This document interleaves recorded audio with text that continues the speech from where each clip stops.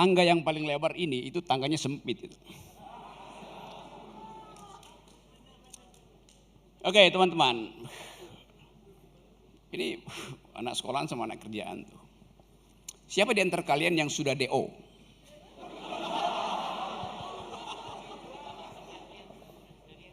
Kenapa takut ngaku? Malu. Siapa di antara kalian yang merencanakan untuk DO semester ini? Oke, ikut 1, 2, 3, 4. Oke. Follow saya ya. Karena saya 4 kali DO dari kuliah.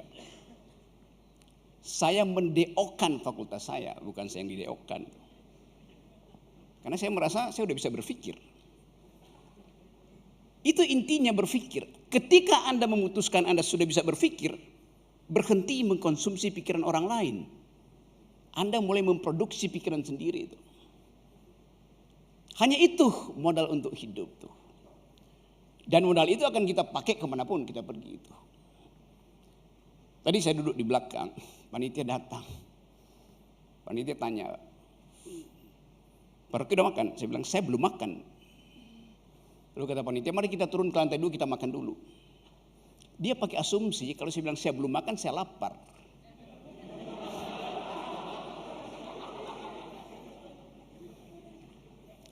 Padahal belum makan artinya saya kenyang. Kan saya bilang saya belum makan artinya saya masih kenyang. Jadi Anda lihat kalimat itu bisa menipu kita kalau kita tidak dudukkan di dalam konteks itu. Tema pada saya hari ini adalah, saya juga lupa tuh, pikiran yang sempit itu. Soalnya orang bertanya apa itu pikiran, ngapain nanya apa itu pikiran? Begitu Anda bertanya, Anda sudah memproses otak Anda untuk menemukan definisi itu. Bagaimana cara berpikir yang tidak sempit? Ngapain? Jadi berpikir hanya disebut berpikir kalau tidak ada yang menghalangi pikiranmu. Kondisi antropologis manusia adalah berpikir. Jadi yang mau kita bicarakan bukan apa itu pikiran dan bagaimana cara berpikir, melainkan apa yang akan membatalkan pikiran. Itu intinya. Dapat poin itu ya. Sekarang coba kita ulas, apa yang membuat Anda takut berpikir sehingga menghentikan sesuatu yang dibenamkan oleh alam semesta, dimahkotai oleh Tuhan supaya Anda menjadi manusia. Kan hanya itu ciri Anda disebut makhluk, artinya Anda berpikir. Yang membatalkan pikiran pertama adalah doktrin. Di mana isi doktrin itu? Di dalam NKRI harga mati itu doktrin. Anda nggak bisa berpikir di luar NKRI akhirnya. Padahal kita anak muda sekarang berpikir pada dataran planet, bukan lagi bangsa, bukan lagi KPU. Kita mau berpikir artinya perluas pikiran itu. Kita berupaya untuk menilai diri kita sebagai manusia yang sedang digoda oleh kekuasaan atau sedang dihalangi oleh kekuasaan. Saya bikinkan definisi. Berpikir hanya disebut berpikir kalau ada yang menentang pikiranmu. Itu namanya Anda sedang berpikir. Kalau Anda tulis skripsi, nggak ada yang kritik skripsimu, itu artinya Anda sedang menulis doa. Kalau Anda berdoa nggak akan ada yang ganggu Anda tuh. Tapi kalau Anda berpikir, Anda mesti diganggu. Demikian juga kalau ada dosen yang lagi mengajar, Anda harus ganggu dia. Bukan dengan mengganggu-ganggu, menggeleng aja tuh. Dosen gue tolol, bego, goblok. Bego, tolol, goblok, panjangan. Ada satu kata yang lebih efektif. Yes.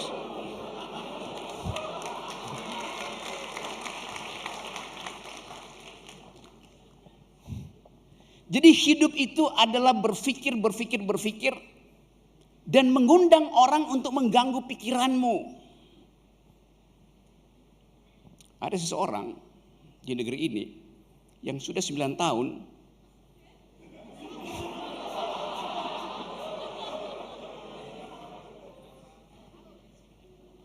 pikirannya hilang di bawah kolong meja, sehingga dicari oleh seseorang yang juga ingin 9 tahun ke depan melanjutkan si orang pertama. Nggak ketemu pikirannya. Kita kehilangan suasana berpikir. Itu yang menyebabkan kita cemas dengan masa depan itu. Hanya ada dua momen ketika saya tidak memerlukan pikiran. Berpikir artinya mengevaluasi, berpikir artinya membuat jarak. Supaya ada dialektika, supaya ada percakapan, supaya ada duel argumen. Tapi dalam dua momentum, saya tidak memerlukan pikiran. Yaitu ketika saya lagi naik gunung. Ketika saya ada di gunung es, ketinggian 6.500 di Himalaya, saya nggak memerlukan pikiran. Karena saya mau menikmati sesuatu yang tidak pernah saya pikirkan. Semua yang tidak pernah Anda pikirkan, jangan Anda bantah. Anda hanya membantah sesuatu yang pernah Anda pikirkan. Jadi setiap momentum tadi Kang Awan bilang, moment of truth itu adalah momen ketika Anda menemukan sesuatu yang belum pernah Anda bayangkan. Anda nikmati aja. Nanti momen berikutnya Anda lihat bahwa dia sebetulnya sedang melawan Anda. Lalu Anda lakukan analisis kan. Pengetahuan juga begitu tumbuhnya.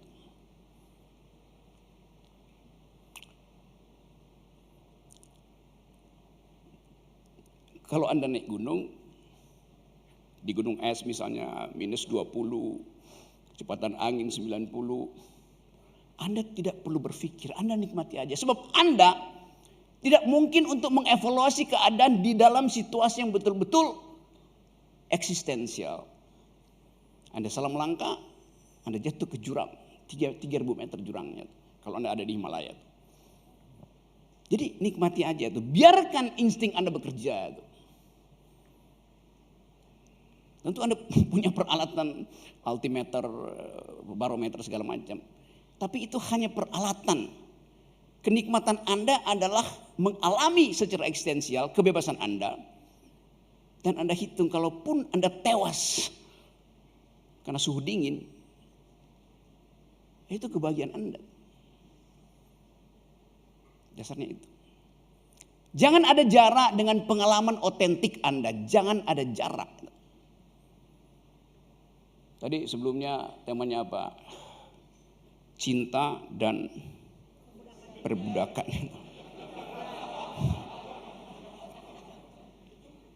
Relasi cinta itu memang relasi perbudakan. Tidak ada cinta subjek dengan subjek, artinya Anda berkelahi. Seseorang harus jadi objek dalam beberapa detik supaya pasanganmu bisa jadi subjek. Jadi yang terangkan sama si Raditya semua itu dungu, salah.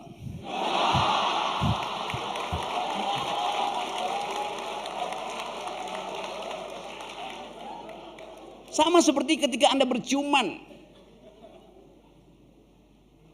Tidak mungkin Anda mencium, dia mencium Anda. Gak ada nikmatnya. Mesti seseorang pasif, yang satu aktif, gantian gitu namanya berciuman. Masa berebut congor.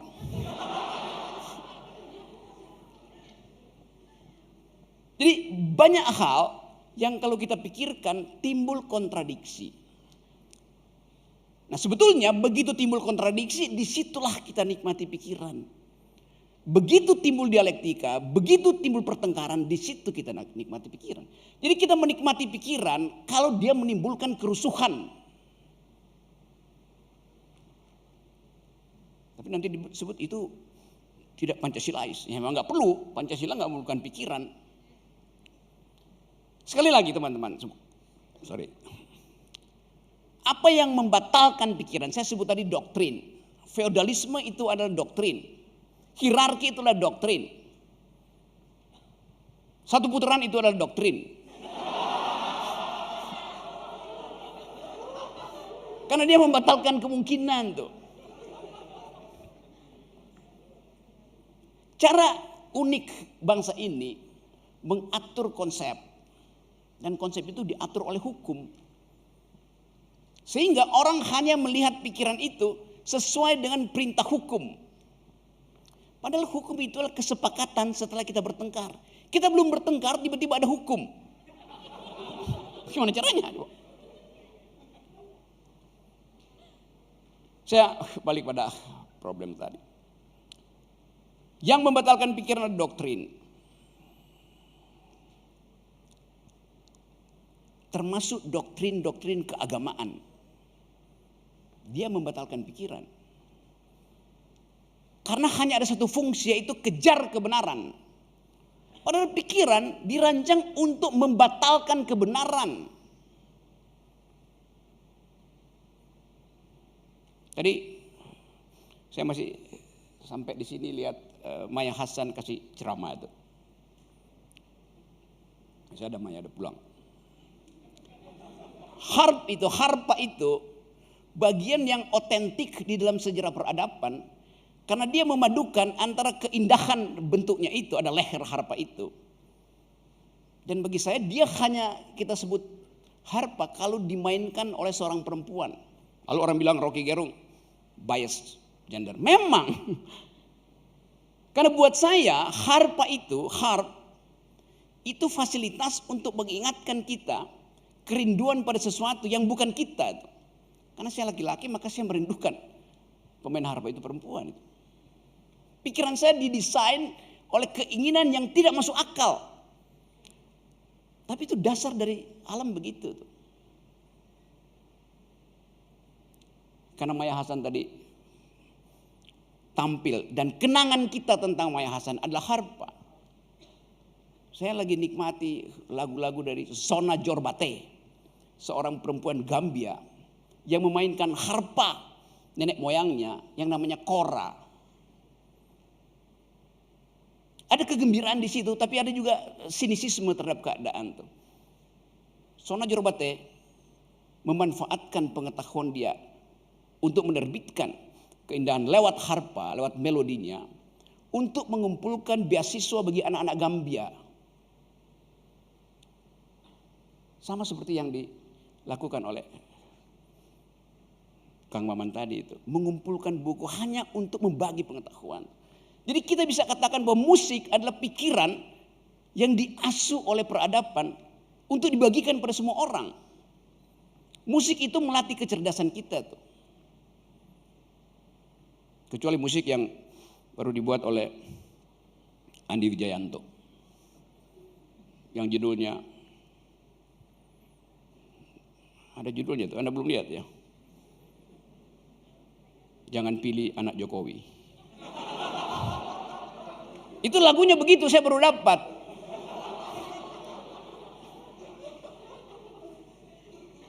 Salam 3 jari, jangan pilih anak Jokowi. Ada pasti Anda udah dapat di TikTok itu. Saya mau terangkan bahwa lagu itu, musik itu datang dari kecerdasan dan kecerdikan. Pada musik ada partitur, isinya kecerdasan. Pada musik ada satir, isinya kecerdikan. Kecerdikan dari Andi Wijayanto. Saya sebutnya namanya supaya Anda nggak usah kaget nanti. Kan ini forum untuk mengevaluasi pikiran kita. Kan itu saya bebas-bebas saja ngoceh di sini kan. Forumnya namanya apa nih? Muda berdaya, tua cawe-cawe.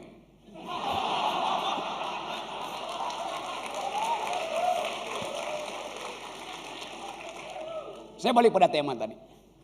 Saya terangkan tadi bahwa yang mesti kita pikirkan apa yang membatalkan pikiran, apa yang menghalangi pikiran. Bukan definisi tentang pikiran. Anda bisa cari macam-macam definisi. Tapi yang penting adalah Anda sendiri mulai mengenali apa yang membatasi Anda berpikir. Apa yang menghalangi Anda berpikir. Saya terangkan tadi satu, yaitu doktrin. Dan doktrin yang paling berbahaya adalah doktrin yang diucapkan dengan fasilitas kekuasaan.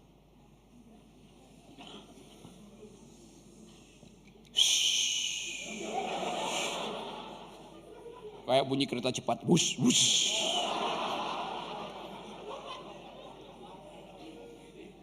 Kereta cepat yang balikin modalnya lama. Saya balik tadi pada tema. Selalu harus balik pada tema supaya nggak kena delik. Yang membatalkan pikiran adalah doktrin, dan doktrin yang paling berbahaya doktrin yang diselundupkan melalui kekuasaan. Kalau Anda pernah belajar tentang antropologi, sosiologi, filosofi, itu apa aja pengetahuan. Kita di sini ada dalam keragaman. Ada banyak ada. Kalau saya pakai kalimat itu masih bisa nanggap enggak? Ada banyak ada. Ada. Ada banyak ada. Bandingkan kalimat saya, ada banyak ada, dengan kalimat yang juga saya ucapkan sekarang. Hanya ada satu ada. Apa bedanya tadi? Kalimat ada banyak ada dan kalimat hanya ada satu ada. Yang tadi yang pertama itu kalimat sosiologis. Yang kedua kalimat teologis. Bisa bedain sekarang? Hanya ada satu ada. Karena keyakinan Anda pada keesaan Tuhan misalnya. Hanya ada satu ada. Anda yakini itu. Kelompok ini bilang hanya ada satu ada. Itu bilang hanya ada satu ada. Ada satu ada. Itu keyakinan teologis. Tidak perlu dibantah. Karena itu keyakinan. Ada banyak ada. Itu adalah gejala sosiologis. Hanya ada satu ada. Itu adalah prinsip teologis. Saya kasih kalimat ketiga. Hanya boleh ada satu ada. Itu kalimat kekuasaan. Yang menghalangi kita adalah kalimat-kalimat kekuasaan. Hanya boleh ada satu ada. NKRI harga mati. Satu putaran. Semua itu kalimat kekuasaan. Jadi pikiran kita terhalang oleh kalimat kekuasaan. Itu soalnya. Bagaimana cara kita berupaya untuk menentang monopoli kebenaran melalui versi hanya boleh ada satu ada. Kita bisa terangkan itu dengan menganulir di dalam pikiran. Namanya proses nihilisasi. Menihilkan.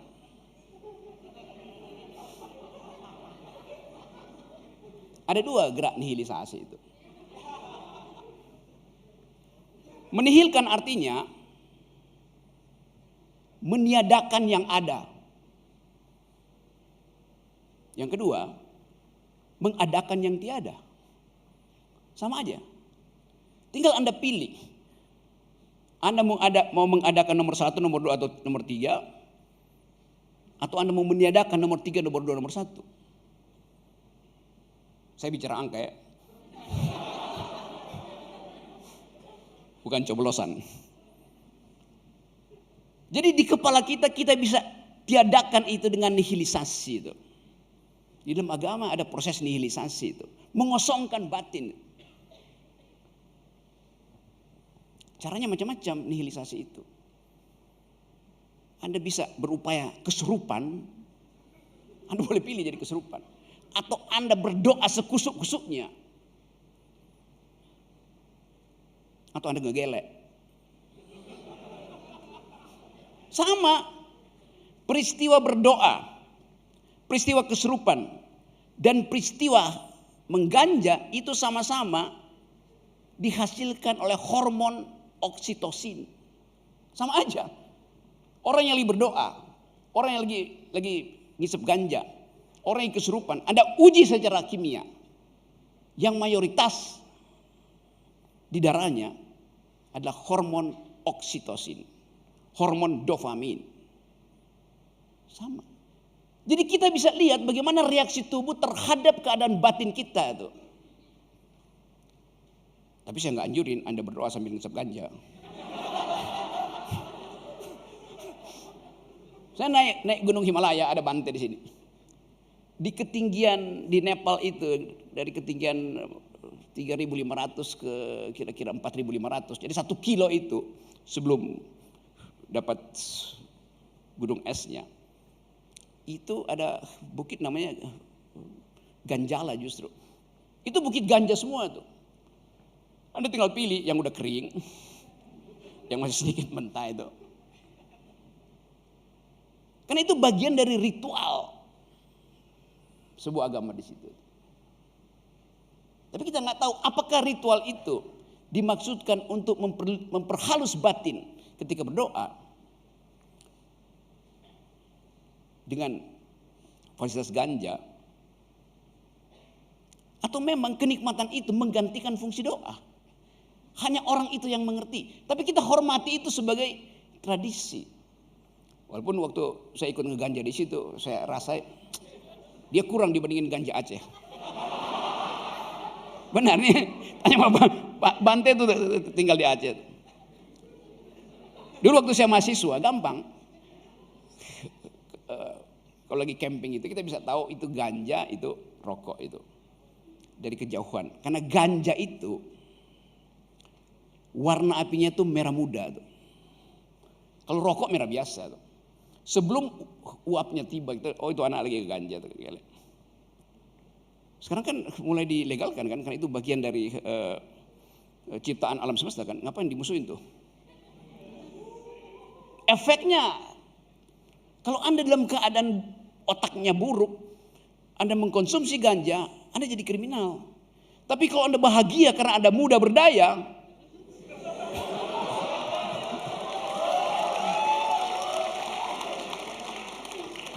lanjutkan kalimatnya.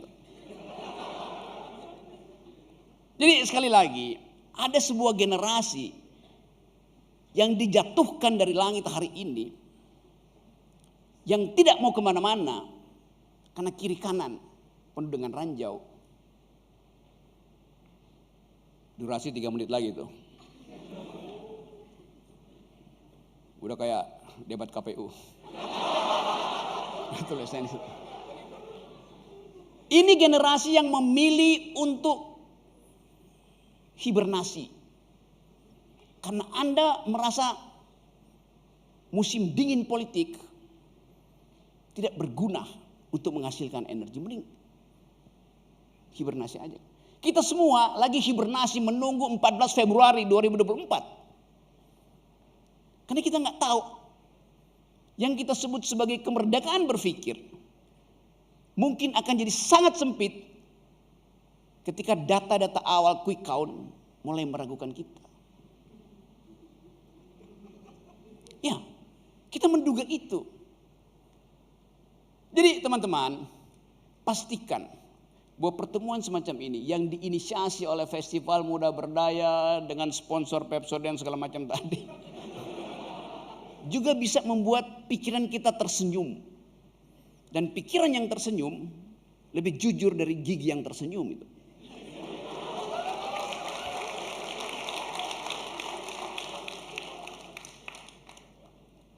Oke, teman-teman, saatnya kita memutuskan bahwa kita didesain oleh alam semesta untuk melebarkan pikiran tuh. Mereka yang mempersempit pikiran adalah musuh peradaban. Bagi kita di sini, kita adalah generasi yang hendak menumbuhkan bahwa Indonesia bisa ditemukan kembali sebagai Indonesia yang berpikir. Terima kasih. Saya Rocky Gerung, mari menjadi anak muda yang berdaya sejak muda. Terima kasih.